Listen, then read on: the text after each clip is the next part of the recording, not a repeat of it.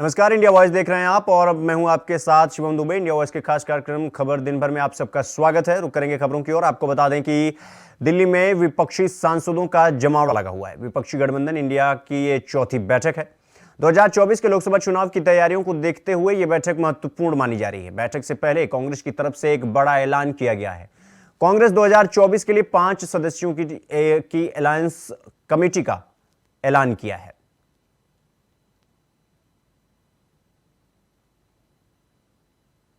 आज हमारी चौथी मीटिंग यहाँ पर दिल्ली में हुई। इस चौथी मीटिंग में 28 पार्टी ने हिस्सा लिया और 28 पार्टी के नेता लोग अपने अपने विचार को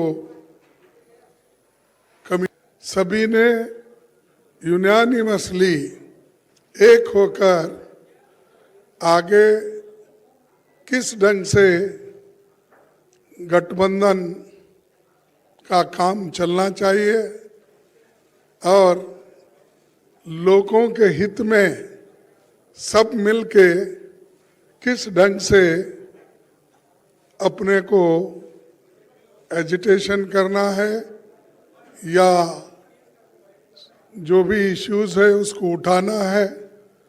तो ये सारे देश में कम से जो बीजेपी की सरकार चला रही है इसको कंडम करते हुए हमने एक रेजोल्यूशन पास किया कि ये अनडेमोक्रेटिक है और लोकतंत्र के खिलाफ है और लोकतंत्र को अगर बचाना है तो हम सब लोग मिलके लड़ना होगा। ये पहली बार है हिंदुस्तान के इतिहास में डेमोक्रेटिक एक प्रोसेस में कि जो मुद्दा हमने हाउस में उठाया था वो कोई गलत मुद्दा नहीं था। वो मुद्दा यही था कि जो लोग सदन के अंदर आए वो कैसा आए और किसने उनको लाया और किस ढंग से वो सदन इधर चल रहा है। ये लोग अहमदाबाद में बिल्डिंग इनॉग्रेशन जाते हैं, सदन इधर चल रहा है। मोदी जी वो अपने कॉन्स्टिट्यूंसी में जाके घूमते हैं। ये क्या है? ऐसा कभी नहीं हुआ। सदन यहां देश में रह के और सभी तरफ अपने भाषण देने लगे, लेकिन पार्लियामेंट में क्यों नहीं आए? लोकसभा और राज्यसभा में क्यों नहीं आए? तो ये जो उनकी मंशा है कि डेमोक्रेसी को खत्म करना, अगर नहीं गए तो क्या होने वाला? उखाड़ नहीं, उनका वही मकसद है कैसे भी करके पार्लियामेंट नहीं चलाना है एंड देन मोदी सरकार को उखाड़ के फेंकता है। तो इसके लिए वो लोग इतना मेहनत कर रहे हैं लेकिन वो सक्सेसफुल नहीं होगा। जितनी जल्दी हो सके सीट शेयरिंग हो। कुछ लोग चाह रहे थे कि 1 जनवरी के पहले ही सीट शेयरिंग हो जाए ताकि लोग तैयारी कर सके और बाकी प्राइम मिनिस्टर कैंडिडेट वगैरह को लेकर भी चर्चाएं हुई हैं, लेकिन कोई फाइनल डिसीजन अभी नहीं हुआ है। अभी कोई फाइनल डिसीजन नहीं आया है। अभी नाम तय नहीं हुआ है, बस अभी खाली प्रपोजल्स आए हैं और मतलब प्रपोजल्स नहीं, वो सब मिल बैठ के बाद में होगा, चुनाव जीतने के बाद होगा, ऐसा सब लोगों ने कहा। There was a reference to common minimum program. Now it has been decided first to take up the issue of suspension of MPs because it is an onslaught on our democracy. It is an attack on our parliamentary system. So there should be protest across the country. And the call has been given for a mass protest. संसद के शीतकालीन सत्र के 12वें दिन यानी मंगलवार 19 दिसंबर को विपक्ष ने सांसदों के निलंबन को लेकर दोनों सदनों में हंगामा कर दिया। बता दें कि विपक्षी सांसदों ने सदन के गेट और परिसर में जमकर नारेबाजी करते हुए प्रदर्शन किया। इस दौरान लोकसभा और राज्यसभा की कार्रवाई सुबह से 3 बार स्थगित हो गई। इसके बाद लोकसभा से विपक्ष के 49 सांसदों को निलंबित कर दिया गया। इस तरह अब कुल 141 यानी 141 सांसद सदन की कार्रवाई में हिस्सा नहीं ले सकेंगे। यही नहीं, लोकसभा की प्रश्न सूची के 27 सवाल भी हटा दिए गए हैं। ये सवाल निलंबित सांसदों की तरफ से पूछे गए थे। इस दौरान लोकसभा की कार्रवाई स्थगित होने के बाद कार्रवाई फिर से शुरू हुई। बता दें कि लोकसभा में 3 नए बिल पेश हुए। सीआरपीसी, आईपीसी की जगह 3 बिल पेश हुए। आपराधिक कानून संशोधन से जुड़े ये बिल हैं। गृह मंत्री अमित शाह ने लोकसभा में ये बिल पेश किया। संसद में सियासत अब और शुरू हो गई है।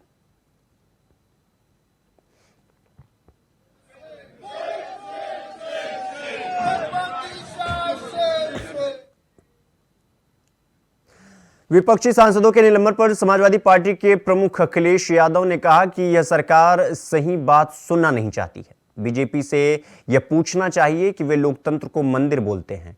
हम सब अपने भाषणों में लोकतंत्र का मंदिर कहते हैं। ये किस मुंह से इसे लोकतंत्र का मंदिर कहते हैं जब ये विपक्ष को बाहर कर रहे हैं? अगर ये दूसरी बार सरकार में आ गए तो यहां बाबा साहब अंबेडकर का संविधान नहीं बचेगा। संसद में जारी विपक्ष सांसदों का निलंबन, डिंपल यादव, रामगोपाल समेत कई दिग्गज नेता हो गए सस्पेंड। बीजेपी से ये पूछना चाहिए कि बीजेपी लोकतंत्र का मंदिर बोलती है। हम सब जितने भी सांसद इस सदन में रहे हैं, समय समय पे अपने भाषणों में लोकतंत्र का मंदिर कहा है।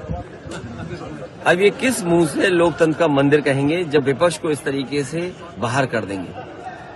ये शुरुआत है अपनी मन मानी चीजें करने की, और अगली बार ये आ गए तो बाबा साहब भीमराव अम्बेडकर जी का संविधान खत्म हो जाएगा। हम और आप इस दरवाजे से नहीं घुस पाएंगे, वो बाहर खड़ा है। रुक करेंगे अगली खबर की ओर। आपको बता दें विपक्षी सांसद निलंबन पर सपा सांसद डिंपल यादव ने कहा, आज लगभग 40 से ज्यादा सांसद निलंबित हुए हैं। कल भी लोकसभा और राज्यसभा में मिलाकर 80 से ज्यादा सांसद निलंबित हुए। यह लोकतांत्रिक व्यवस्था के लिए दुर्भाग्यपूर्ण है। संसद में जारी विपक्षी सांसदों का निलंबन, डिंपल, रामगोपाल यादव समेत कई दिग्गज नेता सस्पेंड कर दिए गए। लगभग 40 से ज्यादा एमपी सस्पेंड हुए हैं, और कल भी लगभग राज्यसभा और लोकसभा को मिला के 80 से ज्यादा एमपी सस्पेंड हुए हैं। ये बहुत ही दुर्भाग्यपूर्ण है एक डेमोक्रेसी सेटअप के लिए। जो वातावरण अब हम देख रहे हैं, जहां हम अपनी बात नहीं रख पा रहे हैं संसद में, तो मैं समझती हूँ कि यह total failure of the government है। अगर गवर्नमेंट ने इतने सारे एमपीज को सस्पेंड किया है, it is ultimately the failure of the government. शीतकालीन सत्र से सस्पेंड किए विपक्षी सांसद संसद परिसर में धरना दे रहे थे। इस दौरान उन्होंने नारेबाजी की और गांधी प्रतिमा के सामने धरने पर बैठ गए। इसके बाद संसद के प्रवेश द्वार पर बैठकर वो चर्चा कर रहे थे। इसी समय टीएमसी के एक सांसद कल्याण बनर्जी ने राज्यसभा के सभापति जगदीप धनखड़ की नकल उतारकर मिमिक्री की, जिस पर उपराष्ट्रपति भड़क गए। उपराष्ट्रपति ने इस घटना को शर्मनाक बताते हुए कहा कि यह हास्यास्पद है और अस्वीकार्य भी। एक सांसद मजाक उड़ा रहा है और दूसरा सांसद उस घटना का वीडियो बना रहा है। राज्यसभा सभापति ने कहा कि गिरावट की कोई हद नहीं है। मैंने एक वीडियो देखा टीवी पर, एक बड़े नेता वीडियो बना रहे थे और दूसरे उसका वीडियो निकाल रहे थे। उनको सद्बुद्धि आए और कुछ जगह को तो बख्श दो।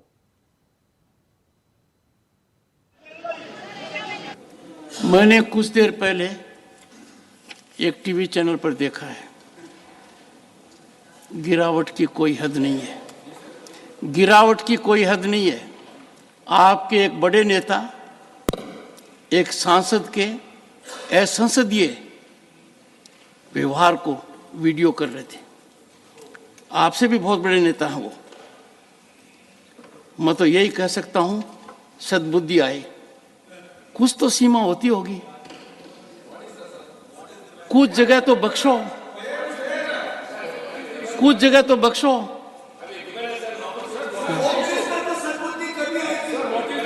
Sit down.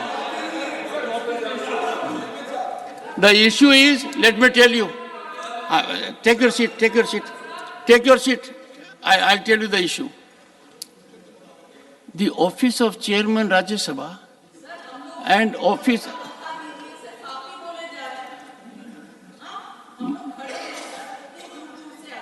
मैम आपका एक सेकंड बैठिए बैठिए बैठिए बैठिए बैठिए। मैं आज मेरे मन में विचार आया, नो सॉरी, सुनिए दीपेंद्र जी बैठिए। Office of chairman Rajya Sabha and office of speaker is very different. Political parties will have their cross currents, they will have exchanges, but imagine a senior leader of your party videographing another member of another party, mimicry of the chairman, mimicry of speaker. How ridiculous, how shameful, how unacceptable. Question number 166, Shri Sanjay Raut not present. संसद के शीतकालीन सत्र के बीच विपक्षी सांसद के रवैये पर लगातार कार्रवाई हो रही है। तो वहीं मंगलवार को लोकसभा समाजवादी पार्टी सांसद रामगोपाल यादव ने कहा, जिस तरीके से संसद सदस्यों को निलंबित किया जा रहा है उससे यह लगता नहीं है कि उनके दिमाग में विपक्ष का कोई औचित्य है। जो लोग कह रहे हैं कि इंडिया गठबंधन में दम नहीं है, वो मूर्खों के स्वर्ग में रह रहे हैं। ऐसा है कि जिस तरीके से लोगों को, संसद सदस्यों को निलंबित किया जा रहा है, उसके बाद लगता ही नहीं है कि उसके विपक्ष का कोई औचित्य रह गया इनके दिमाग में। और जब सत्ता में बैठे हुए लोग या उनके इशारे पे काम करने वाले लोग विपक्ष को बिल्कुल नॉन एंटिटी की तरह देखने लगे, तो लोकतंत्र का कोई अर्थ नहीं रहता। आपको लगता है कि आपने जो काम किया उसके लिए सस्पेंशन होना? मैंने कौन सा काम किया? मैंने कोई नारे नहीं लगाए, मैंने कोई ऐसा काम नहीं किया जिसको उद्दंडता या शिष्टता की श्रेणी में आता हो। लेकिन अब किया तो चेयरमैन, और चेयरमैन का जो आदेश है वो तो हमें माननी होगा। गाजियाबाद से बड़ी खबर सामने आ रही है। आपको बता दें कि जहां हिंदू रक्षा दल ने गाजियाबाद का नाम बदल दिया है। बता दें कि करीब आधा दर्जन जगह जहां भी गाजियाबाद लिखा हुआ था उसको काले पेंट से पोत कर दुधेश्वर नगर का स्टिकर लगा दिया गया है। बताया जा रहा है कि यह काम हिंदू रक्षा दल की महिला विंग ने किया है। तो वहीं हिंदू रक्षा दल के राष्ट्रीय अध्यक्ष पिंकी चौधरी ने कहा कि दिल्ली से सटे होने के बावजूद गाजियाबाद के नाम में ऐसा लगता है कि आज भी मुगल सल्तनत का नाम है। दुधेश्वर नाथ मंदिर गाजियाबाद की पहचान है, इसलिए हमने इसका नाम बदला है। साथ ही कहा कि जितने भी सनातनी प्रेमी हैं वो आज से गाजियाबाद को दुधेश्वर नगर के नाम से जानेंगे। गाजियाबाद का नाम बदलकर दुधेश्वर नाथ नगर रखा है। हमारी महिला विंग ने डीएम साहब को भी ज्ञापन दिया था। शासन प्रशासन में हम कई वर्षों से इसमें काम कर रहे हैं। तो आज हमारी महिला विंग ने जो है दुधेश्वर नाथ, ये स्टिकर गाजियाबाद में जहां गाजियाबाद लिखा है उसको काट करके दुधेश्वर नाथ नगर, ये हमने स्टिकर आज वहां लगाए हैं। और मैं चाहता हूं जितने भी सनातनी प्रेमी हैं, क्योंकि हम लोग मुगलों के नाम से, आक्रांताओं के नाम से अपने जिले का नाम सुनना पसंद नहीं करते हैं। खबर यूपी के बरेली स्थित फरीदपुर से है, जहां छत्रपति शिवाजी इंटर कॉलेज में नहा के नहीं पहुंचे छात्रों को प्रार्थना के बाद कॉलेज के प्रिंसिपल ने छात्रों को स्कूल में ही नहाने की सजा सुना दी। बता दें कि सुबह सुबह ठंड में प्रिंसिपल ने स्कूल के ही अंदर लगे पंपिंग सेट से हौद में पानी भरकर बच्चों को जबरन खड़ा करा दिया। बच्चों को ठिठुरते हुए उसमें नहाना पड़ा। ठंड में ठिठुर रहे बच्चों को प्रिंसिपल ने ही स्वयं वीडियो बनाई और दोबारा नहा के आने की हिदायत दी। वहीं अब इस पूरे वाकया का वीडियो सोशल मीडिया पर तेजी से वायरल हो रहा है। ये प्रकरण मेरे संज्ञान में आया है। एक फरीदपुर तहसील में छत्रपति शिवाजी इंटर कॉलेज है, हमारा अशासकीय सहायता प्राप्त माध्यमिक विद्यालय है। वहाँ के प्रधानाचार्य जी ने कल जो है कुछ बच्चे अपने स्तर से चिन्हित किए जो नहा के नहीं आए हैं, उनको अपने विद्यालय में निर्मित कोई टैंक है उसमें नहलाया गया है। मैंने खुद भी देखा है फोटो। तो प्रथम दृष्टया ये बच्चों के प्रति शारीरिक दंड की श्रेणी में आता है, जो प्रधानाचार्य को अपने स्तर से ऐसा नहीं करना चाहिए था। सर्दी का समय है, कोई बच्चा बीमार भी हो सकता है। क्योंकि विद्यालय अशासकीय सहायता प्राप्त है तो सीधे कार्रवाई यहाँ से नहीं हो सकती, प्रबंधक को उनके विरुद्ध कार्रवाई करने के लिए यहाँ से लिख दिया गया है। तो वही अगली खबर चंदौली के थाना सकलडीहा से है, जहां police crime branch surveillance team को बड़ी कामयाबी मिली है। जहां पुलिस ने 9 साल के जश्न में शुरू तैयारी पर चंदौली पुलिस ने पानी फेर दिया। Police crime branch surveillance team ने 32 पेटी अवैध शराब के साथ एक तस्कर को गिरफ्तार किया है। गिरफ्तार तस्कर के कब्जे से लग्जरी फॉर्च्यूनर वाहन बरामद किया गया है। क्राइम ब्रांच ने बताया कि बरामद शराब हरियाणा से बिहार ले जाने की तैयारी थी।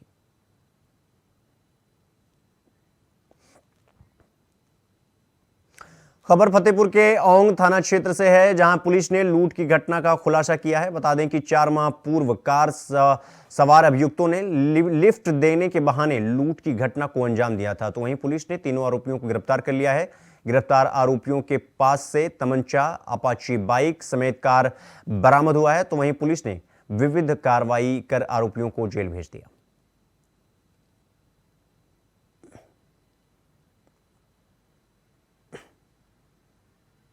खबर लखीमपुर खीरी के पुलिस लाइन परिसर से है, जहां वर्दीधारियों ने वर्दी की गरिमा को ताक पर रख दिया। बता दें कि नशे की धुन में सवार होकर पुलिसकर्मी ने जमकर हंगामा काट दिया। इस पूरे हंगामे का वीडियो सीसीटीवी में कैद हो गया।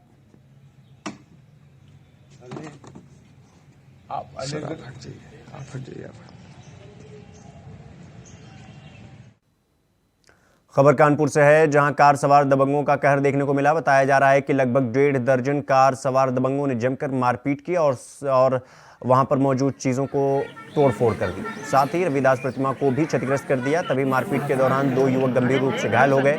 वहीं घटना को अंजाम देने के दौरान कार सवार दबंग फायरिंग करते हुए फरार हो गए। ग्रामीणों ने पुलिस को घटना की सूचना दी। सूचना मिलते ही मौके पर पहुंची पुलिस ने घायलों को अस्पताल पहुंचाया और मामले की जांच कर दबंगों की तलाश में जुट गई है। मामला साड़ थाना क्षेत्र के पहेवा गांव का बताया जा रहा है।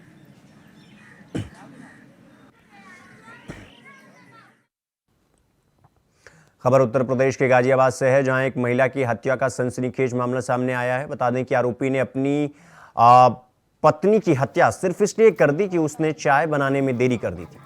पति पत्नी के बीच चाय बनाने को मंगलवार की सुबह कहासुनी हो गई थी छोटी सी। इसी विवाद के चलते आरोपी ने तलवार महिला की हत्या कर मौत के घाट उतार दिया। तो वहीं घटना की सूचना पर पुलिस मौके पर पहुंची और जांच में जुट गई है।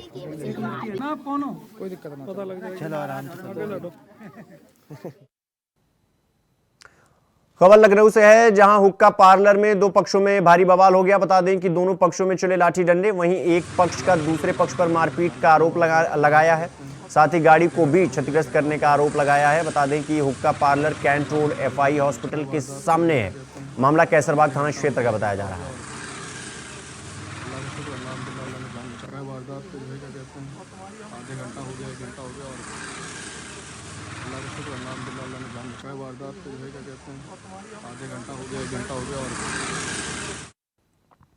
वहीं हर साल घना कोहरा होने की वजह से सड़क हादसे में कई लोग अपनी जान गंवा देते हैं। बता दें कि जिसको लेकर मैनपुरी यातायात पुलिस द्वारा घना कोहरा होने से पहले ही लोगों को जागरूक करते हुए ट्रैक्टर, ट्रॉली और लीडर वाहनों पर रिफ्लेक्टर चिपकाया गया है। तो वहीं लोगों को बताया गया है कि घने कोहरे में वहां की गति धीमी रखें। सड़क पर चलते समय जेब्रा पट्टी के अनुसार ही अपने वाहन को चलाएं। 4 पहिया वाहन चलाते समय सीट बेल्ट अवश्य लगाएं। लोडर वाहनों चालकों को जानकारी देते हुए बताया गया कि आप अपने वाहन के दोनों तरफ रिफ्लेक्टर लगवा लें, जिससे आसपास से गुजरने वाले वाहन को दूर से ये संकेत मिल सके कि उसके वाहन के सामने कौन सा वाहन चल रहा है। अब सर्दियां आ रही हैं, घने कोहरे में एक्सीडेंट को बचाने के लिए ट्रैक्टर ट्रॉली में, लोडर में पीछे रिफ्लेक्टर लगाए जा रहे हैं, जिससे कि हादसे न हो। ये लोगों को सावधान भी किया जा रहा है। इसमें इससे काफ़ी बेनिफिट रहेगा, क्योंकि ट्रैक्टर ट्रॉली में पीछे वो तो होता नहीं है, इसलिए इस रिफ्लेक्टर से लाइट पड़ने पे काफ़ी सावधानी होती है। पीछे वाले को मालूम हो जाता है कुछ वाहन आगे जा। सुल्तानपुर में गुंडे माफियाओं पर शिकंजा कसना शुरू कर दिया गया है। कभी मुन्ना बजरंगी के बेहद खास और वर्तमान में मुख्तार अंसारी के करीबी फिरोज अहमद उर्फ जलीश की संपत्ति कुर्क की जा रही है। जिले के विभिन्न थाना क्षेत्रों में चल रही इस कार्रवाई में जलीश की चल अचल संपत्ति को अनुमानित लागत करीब 1.25 करोड़ रुपए बताई जा रही है। वहीं प्रशासन द्वारा की गई इस कार्रवाई से अपराध से संपत्ति अर्जित करने वालों में हड़कंप मच गया है।